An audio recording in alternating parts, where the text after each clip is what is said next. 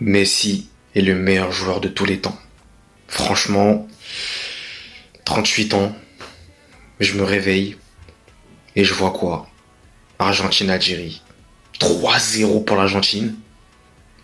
Et monsieur Lionel Messi, qui aura 39 ans dans quelques jours, qui te claque un triplé.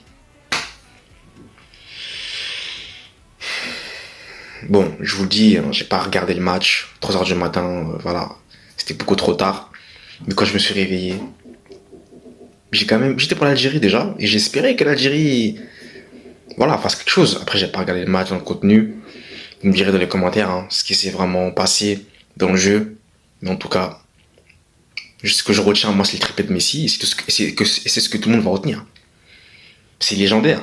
Parce qu'en plus, tenez-vous bien. Et parce que vous le savez déjà, hein, je pense, mais on va quand même le rappeler ici. C'est que grâce à ce triplé, Messi devient le meilleur buteur de l'histoire de la Coupe du Monde. Il est donc à 16 buts, tout comme Miroslav Klose. Et je vous le dis déjà, il va le dépasser. Ça, c'est clair. Parce qu'il marquera encore un but. Voilà. Ça, c'est sûr. Bon, on peut pas le garantir, mais il y a combien de matchs qui vont se suivre.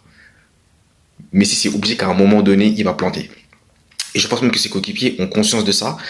Et c'est pour ça qu'ils vont essayer de le servir pour qu'il puisse marquer ce 17e but qui le ferait devenir le meilleur buteur de l'histoire. Donc là, c'est un duel à distance qui se joue entre Mbappé d'un côté et Messi de l'autre. Donc voilà, dites-moi dans les commentaires ce que vous en pensez. En tout cas, Messi, il est trop fort. L'Algérie, c'est cruel pour eux, mais il va falloir qu'ils se relèvent très vite de cette défaite, très lourde défaite là, puisqu'ils vont devoir gagner le deuxième match. C'est déjà capital pour les Algériens.